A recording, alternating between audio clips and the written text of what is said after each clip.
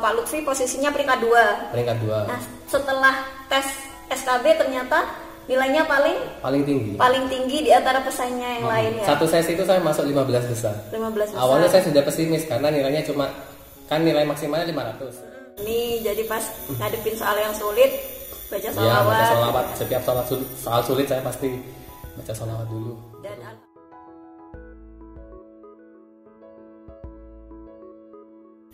Assalamualaikum warahmatullahi wabarakatuh. Halo semuanya, jumpa lagi di DNS Setari. Di video kali ini aku ingin share tentang kisah keajaiban sholawat. Dan pas bikin video yang kemarin-kemarin itu banyak yang ngomen tentang doa-doa dari teman-teman yang pingin lolos tes CPNS. Nah, kebetulan aku punya teman rekan kerja juga yang mengalami kisah keajaiban sholawat saat dia ikut tes CPNS gitu, dan alhamdulillah sekarang dia lolos tes CPNS yang terakhir ini, yang kemarin ini. Jadi seperti apa kisah lengkapnya, simak terus videonya ya.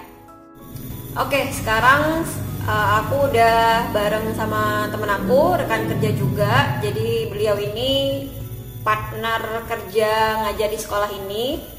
Nah, perkenalkan dulu Pak. Oke, nama saya Muhammad Lutfi ya, biasa dipanggil Lutfi. Saya bekerja sebagai guru dan juga sebagai operator di sebuah lembaga pendidikan yakni Ar-Rahim di daerah Rembangan, Jember. Nah, gini Pak, saya kan menghadirkan Pak Lutfi di sini untuk ngasih testimoni atau ngasih cerita tentang kisahnya yang pas ikut tes CPNS kemarin. Nah, kalau nggak salah Pak Lutfi pas awal-awal dulu pernah ngechat kan ke saya kalau ngamalin sholawat, dan alhamdulillah lolos tes yang pertama itu SKD ya. Nah, bisa diceritakan nggak awalnya ngamalin sholawat itu kapan dan berapa sih jumlahnya atau bacaannya yang kayak gimana? Ya. Kalau awal ngamalin sholawatnya sih sebenarnya mungkin saya kalau setiap dari dulu waktu setelah sholat 5 waktu itu ya kan biasa kita berzikir lah ya menurut kita masing-masing lah. Nah itu setelah zikir sebelum doa saya itu biasanya baca sholawat. Dia cuma baca sholawat Allahumma sholli ala Muhammad wa ala ali Muhammad, dan cuma 1 kali karena waktu buat pembuka doa ya. Pembuka doa. Ya kan setahu saya doa itu tidak akan sampai kalau tanpa sholawat. Betul. Nah setelah itu pas kenal sama Dina, Bu Dina kan waktu pernah nge-share di WA tentang keajaiban sholawat. Nah, situ saya mulai tertarik untuk lebih mengamalkan. Kan awalnya satu kali buat cuma buat pembuka doa saja. Nah, itu saya mulai awalnya nggak dihitung, nggak pernah dihitung. Jadi ya sholawat tetap Allahumma sholli ala Muhammad wa ala ali Muhammad itu. Kemudian semakin terus waktu setelah mau wisuda itu saya mulai nambah lah. Bukan cuma 1 kali, tapi beberapa kali gitu.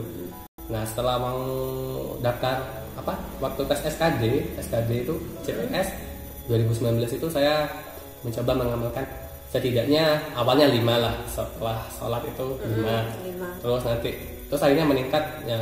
Insya Allah sekarang itu kalau nggak salah sih rata-rata itu ya saya nggak bisa menentukan sampai sholat ini harus 25 harus ini. Kadang saya cuma 20, kadang 25. Setiap selesai sholat gitu ya. Jadi kan kadang ada orang yang pinginnya langsung ngamalin 1000 gitu ya. Kan kadang terlalu berat. Nah, sedangkan kalau dari pengalamannya Pak Lutfi sendiri, yang penting terus ditambah gitu ya. Yang penting ikhlas lah, kita kan nggak terbebani juga gitu loh. Kita bersalawat itu berarti kalau kita 1000 saya takutnya aduh banyak gitu. Nanti kan kalau beban kita juga gak ikhlas, mungkin juga pengaruh sama hajatnya juga nanti gitu. Jadi awalnya ya semampunya dulu. Nah sejak ngamalin sholawat semakin ditambah semakin hari, terus Pak Lutfi ikut tes CPNS, alhamdulillah lolos tes SKD. Nah kalau nggak salah waktu itu kan yang lolos 3 orang. Yang lolos 3 orang, Pak Lutfi ini di peringkat yang kedua. Sedangkan yang mau diambil cuma 1 orang. Nah itu kan pasti ada perasaan aduh peringkat 2. Pasti peringkat 2 itu gitu kan. Terbayang-bayang kan pasti masih ada yang di atasnya gitu. Nah pas itu jadi nambah ngamalin sholawatnya apa enggak? Nambahnya sih iya, pasti ya, nambah. Ya, kadang sewaktu-waktu saya itu mungkin bisa sholawat 30 lah. Atau pernah kalau pas habis subuh atau sehabis subuh itu biasanya yang saya bisa lebih banyak. Bisa lebih banyak untuk bersolawatnya kan. Kalau habis subuh kita kan masih agak senggang gitu juga kan, nggak keburu-buru dengan aktivitas yang lain-lainnya. Nah itu mungkin bisa saya tambah di waktu subuh itu. Terus pas ngikutin seleksi yang kedua tes SKB itu pas ngerjain baca sholawat. Ya, setiap menemukan soal yang sulit tuh pasti saya baca sholawat sudah sampai saya itu ketika soal yang mohon maaf kalau soal kayak yang soalnya kan saya bidang di bagian guru SD SKB-nya kan tentang ada literasinya, ada tentang bahasa Indonesia, ada fisika dan sains juga. Yang fisika saya otomatis kan tidak akan sebisa yang memang benar-benar guru murni fisika. Nah, jadi waktu fisika itu saya gini, saya baca sholawat sudah sama, sholawatnya bacaannya sama. Saya nggak pernah sholawat yang mencoba yang lainnya. Mungkin saya nanti akan mencoba, tapi saat ini belum. Masih fokus sama sholawat yang itu. Sholawat yang biasa di pas tahiyat itu ya. Muhammad itu. Dan nah, jadi pas itu kan setelah tes SKB langsung pengumuman ya Pak? Iya, langsung bisa melihat hasilnya. Melihat nilainya. Nah, ternyata waktu itu kan Pak Lutfi posisinya peringkat 2. Peringkat 2. Nah, setelah tes SKB ternyata nilainya paling tinggi di antara pesaingnya yang lainnya. Satu sesi itu saya masuk 15 besar. 15 besar. Awalnya saya sudah pesimis karena nilainya cuma kan nilai maksimalnya 500. Nilai saya waktu itu cuma 285. Dan saya sudah kayaknya enggak kena gitu. Terus sudah pulang itu Terus saya pulang keluar dari gedung ujian itu, ujian saya sholat duhur ya. Mereka sudah duhur. Nah, setelah sholat duhur, ya waktu sholat duhur saya biasa baca sholawat lagi. Nah, setelah doa dan lain sebagainya, tiba-tiba itu ada WA. Teman saya itu WA. Kalau dia itu dia kan nonton streamingnya, kan waktu itu disiarkan streaming YouTube. Hasilnya dia bisa sendirian. Nah, dia screenshot dan kirim ke saya. Lut, kamu masuk 15 besar nih. Gitu. Iya tahu. Dari semua peserta SKB saat itu ya? Saat itu satu sesi, 133 orang kayaknya kalau nggak salah. Dari 133 orang masuk 15 besar. Bagi saya kan suatu keajaiban banget ini. Awalnya kan sudah lihat soalnya karena gini, soal SKB itu di luar prediksi, tidak seperti yang di contoh soal yang ada di online atau di mana-mana yang saya pelajari nggak ada yang keluar gitu. Nggak ada yang keluar ya? Benar-benar murni.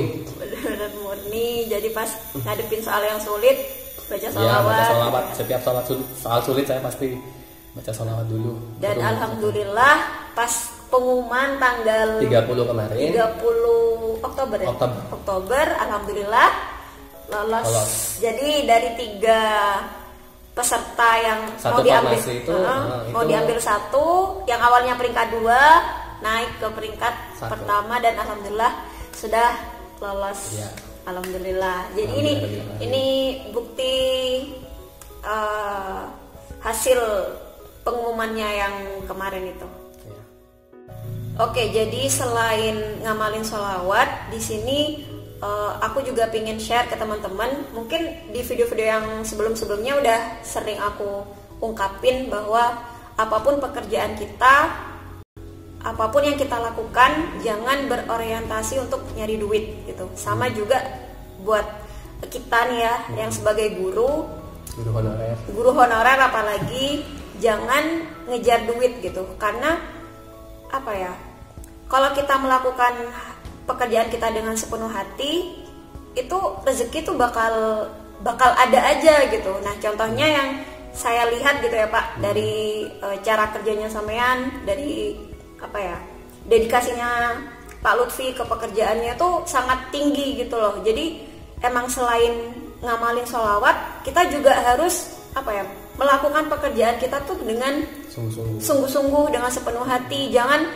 Jangan apa ya, jangan mengeluh dan jangan nyari duitnya dulu gitu. Nah, ternyata sama Allah itu pasti dikasih balasan yang jauh lebih baik gitu loh. Sekarang alhamdulillah udah lolos tes CPNS. Nah, kalau dari pengalaman aku sendiri, ya udah jadi guru honorer ya mengajar dengan sepenuh hati gitu. Jangan nyari uang, jangan fokus ke masalah finansialnya, jangan fokus ke masalah gajinya. Nah, ternyata sama Allah dikasih dari rezeki yang lain. Aku bisa bikin YouTube, terus banyaklah rezeki di luar aku ngajar gitu loh. Nah, kalau dari Pak Lutfi sendiri nih, apa mungkin bisa share ke teman-teman dari pekerjaannya selama ini jadi guru honorer gitu loh. Silakan. Mungkin kalau saya dari guru honorer ini sebenarnya bukan rencana utama saya. Saya itu waktu itu kan soalnya lulusan dari pertanian. Bukan lulusan PGSD, dan saya masuk ke terjun ke dunia pendidikan. Ya saya belajar dan ya saya kerjakan tugas saya semaksimal mungkin, tugas di sekolah semaksimal mungkin. Ngajar yang benar, terus ya sampaikan materi dengan benar. Walaupun kalau gajinya honorer kan pasti semuanya banyak yang tahu. Di bawah rata-rata. Di bawah UMR. Tapi jika kita mengabdi, ikhlas mengabdi, saya sudah merasakan sendiri bahwa kita ada rezeki lain dari mana-mana yang tidak kita duga. Saya sudah merasakan sendiri. Selama ini saya jadi guru honorer tidak pernah kekurangan. Yang paling penting tidak punya hutang. Yang tidak punya hutang. Tidak punya hutang sama sekali. Benar. Dan apa ya Pak? Selain itu juga apa yang diinginkan kayak pengen barang ini. Pengen barang ini. Kesampaian. Saya kesampaian. Dan saya bisa nampung.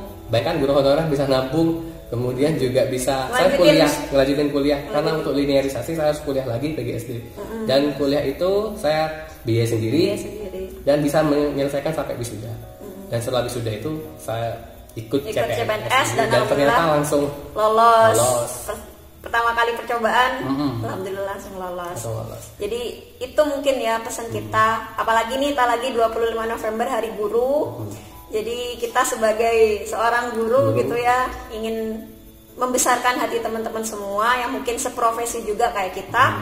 Sama-sama guru honorer, jangan berkecil hati. Jangan berkecil hati. Rezeki itu bisa datang dari manapun gitu. Asal kita ikhlas melakukan pekerjaan kita, lakukan dengan sepenuh hati, lakukan dengan sungguh-sungguh. Ya insya Allah gitu loh. Rezeki itu udah diatur sama Allah. Kita kan menyampaikan ilmu gitu ya. Masa sama Allah gak diperhatikan orang yang menyampaikan ilmunya Allah gitu. Asalkan sampaikan ilmunya dengan benar, ya. Jangan inilah pokoknya. Jangan aku kalau gak gajian males mau kerja. Jangan punya pikiran seperti itu. Jadi pikirannya ya sudah, ini kewajibanku. Walaupun gajiku belum keluar, ya aku harus tuntaskan dulu. Nanti insya Allah gajinya kan tidak hangus. Nanti pasti akan turun. Cuma mungkin waktunya saja diperlambat. Gitu aja. Bukan cuman profesi guru ya, profesi apapun sebenarnya lakukan dengan sepenuh hati, lakukan dengan sungguh-sungguh, iringi dengan sholawat, maka insya Allah rezeki itu ngalir lah dengan sendirinya gitu. Cintai pekerjaannya, ikhlas dalam bekerja. Oke, cukup sekian video kali ini. Terima kasih buat teman-teman yang sudah mau menyimak videonya, dan aku sangat saya berterima kasih buat Pak Lutfi yang sudah mau share tentang kisahnya, tentang kisah keajaiban sholawatnya. Semoga bermanfaat buat teman-teman semua. Jadi buat teman-teman yang pingin lolos tes CPNS di tahun-tahun berikutnya nih, ya semoga aja lolos ya. Jadi iringi dengan amalan sholawat, lakukan apa yang di depan kita saat ini dengan sepenuh hati, dan semoga teman-teman semua lolos lah tes CPNS yang tahun berikutnya. Tahun 2021. Oh ya, ada ya Pak? Ada, bulan Maret. Oh oke. Mungkin nggak tahu deh, saya ikut apa enggak. Oke, cukup sekian. Sekali lagi terima kasih. Wassalamualaikum warahmatullahi wabarakatuh.